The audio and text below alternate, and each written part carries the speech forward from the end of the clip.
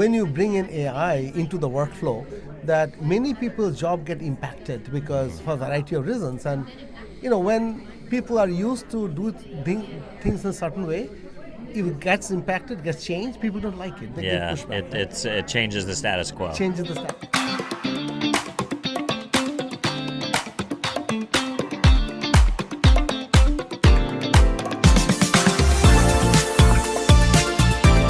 How's it going, everybody? Welcome back to another edition of the Ad Podcast, broadcasting to you here from TechCon Southwest in beautiful Austin, Texas.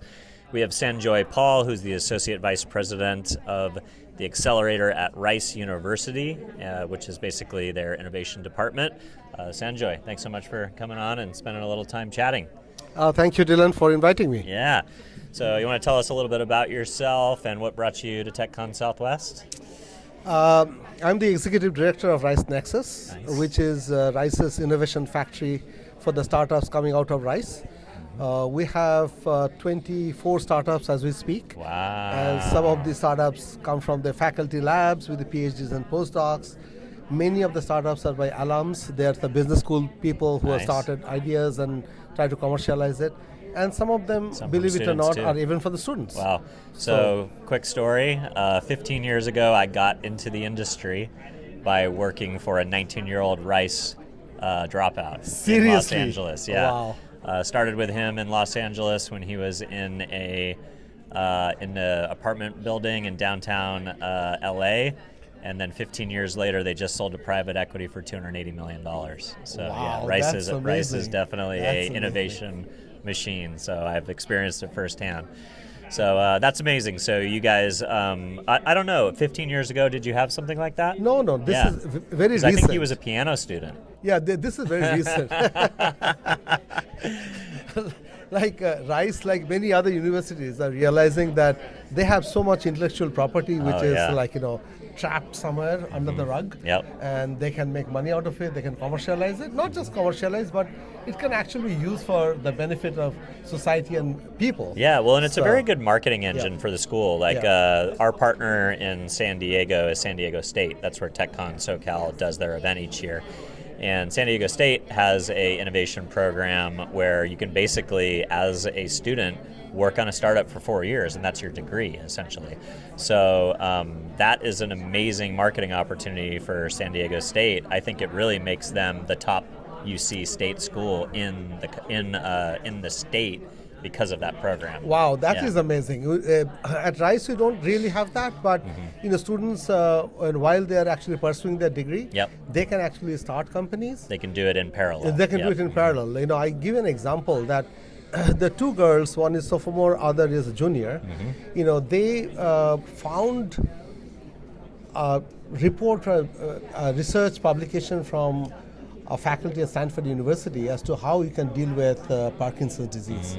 And they took that idea, converted that into devices, which are like things which can clip onto your fingertips with a little actuator connected to those devices.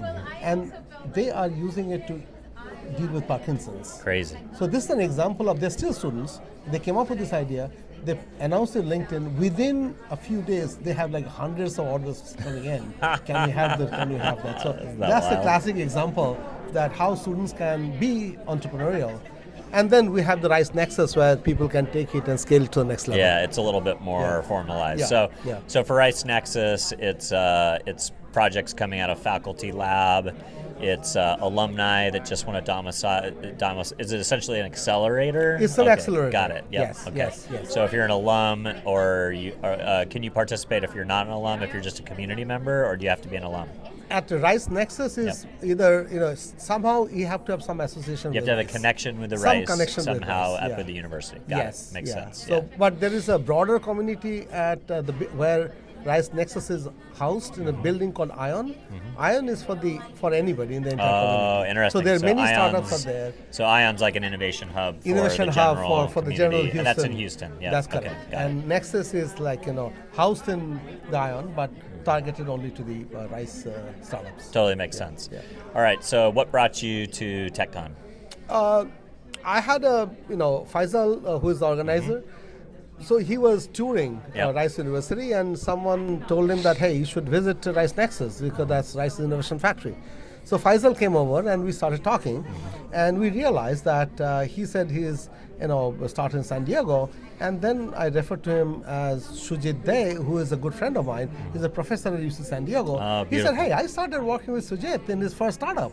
I said, wow, that's a small world. I didn't expect you to be connected that closely. Yeah. And then he started talking to me about what you do, saw the facility and all that. He said, well, come to Southwest TechCon where you can talk about all the things that you're doing, and you can meet with other innovators, other people running accelerators and investors, so that will be a good forum for you to come and present. So that's how I came here and presented. I love it. Did you already do your panel? Yeah, we already did our panel. What were some of the themes? Our panel theme was more like when you take the AI projects from the pilot phase to the actual deployment, most of the time they fail. Yeah. Why do they fail? And what can be done so that they do not fail? And what are the other opportunities that we see based on this that could start new ideas and new startups? What do you think is the biggest reason that pilots fail when they come out of the lab? I think the biggest reason is not technical, it's more organizational. Interesting. In the sense that when you bring in AI into the workflow, that many people's job get impacted because for a variety of reasons. And when people are used to do things in a certain way, if it gets impacted, gets changed, people don't like it. They get pushed back. It changes the status quo. Changes the status quo. Yeah. Second of all, when you do startups, when you do pilots, you basically try to do it quickly because people say, well, show me. So people do vibe coding and other things. They're learning on the job. Learning on the job, do something, and they show it works. It's a fantastic thing. When it goes to production, then the compliance guys comes in and say, is it compliant? Legal guy comes in, is it legal? Are you dealing with the privacy properly? Security guys come in and say, well, did you look at SOC 2 or pathway? Did you do a security model? So when you do these pilots, you don't think about all these things which are necessary to make it actually all these enterprise things. And that makes a huge difference. That's where things start getting pushed back, and and then things don't work, and people say, well, AI does not work. It's not about AI not working, it's because organizations actually cannot work. They have to take proactive steps to make it adaptable to the company. Yeah. Part of FIEEE's mission is to democratize entrepreneurship, both from the perspective of who can be an entrepreneur, where you can be an entrepreneur, and how you get access to capital. So that's one of the reasons he has his event down in San Diego, which is known as an innovation hub, mainly around military technology and bioscience. But now we're getting a lot more diverse things there, being the 5th fastest growing city in the country right now. But traditionally, VC funds and founders generally live within 30 miles of San Jose. So I think COVID allowed people to move around the world and live in places that they wanted to versus places that they had to. And AI is flattening the curve for challenger brands to emerge and companies to scale quickly. So what do you think about the trend of kind of the flattening of the world, as it were, to the VC and entrepreneur space, and how do you see that playing out in the work that you're doing and with the accelerator? I think you're on the money. With AI, it is actually democratizing innovation, because when I was doing programming, that is many, many years ago, we had to start from scratch. Everything had to written from very, very beginning. And then the whole process of doing infrastructure before you write even the actual code was so tiring that, and most of the times, you don't know the code, you compile the code, it says, well, there are errors, and then you fix it. It was a very cumbersome process. So today's systems are, what we're trying to achieve was so complicated. In our times, it's almost impossible to imagine somebody could build systems like that. But today, thanks to all the libraries, all the things, all the building blocks that are available today, people are able to put them together very quickly to build systems. As a result, you can stand on the shoulders of giants, so to speak. Standing on the shoulder of giants.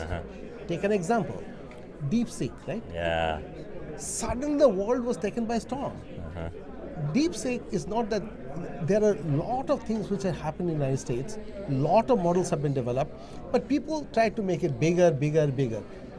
A lot of papers were written that how they can make it more frugal, how they can make it less expensive, less power hungry, and all these things. But people did not pay much attention to that. Yeah.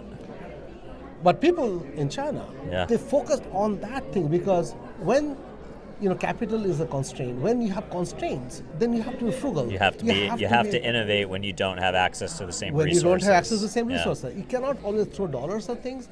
Can I not throw dollars? Can I do things much more efficiently? So then these guys come up with this kind of model, and suddenly the whole world falls apart. They erased a $500 million $500 million the next market day is gone, cap. right? So that's an example of Yeah. the world flattening, that Yeah. this access to all these technologies. I realized that there's no dearth of talent anywhere in the world. The people like us came to this country and I came 40 years ago. Yep. Because I didn't have anything to do in my country. Yeah. And then United States is a place where you get all facilities, everything there to succeed. And that has happened to me and many of my friends who have come here, they're very successful entrepreneurs all over the Silicon Valley and all that places, right? Yep. Because of access to all the facilities. Now what is happening is many facilities actually meant access to all these foundational things, right? That day if anything got published in the United States, we got access in India after 10 months or things like that. Now it's instantaneous. Yeah. Right? And anywhere in the world, any new technology, people get access instantaneously. Open source, you go to GitHub, you get everything to start off with. Yep. So as a result, people can very quickly whip up things, do innovation, as long as an idea. Yep. And I'll argue that people in those low-income countries are more likely to come up with innovations because they are constrained. Yeah, they're hungry and They're their capital hungry, resource and when you is don't have constrained. resources, Yeah. then you have to think that how can I do things with less resources? Necessity is the mother of invention, and that's 100%. what we see more of that.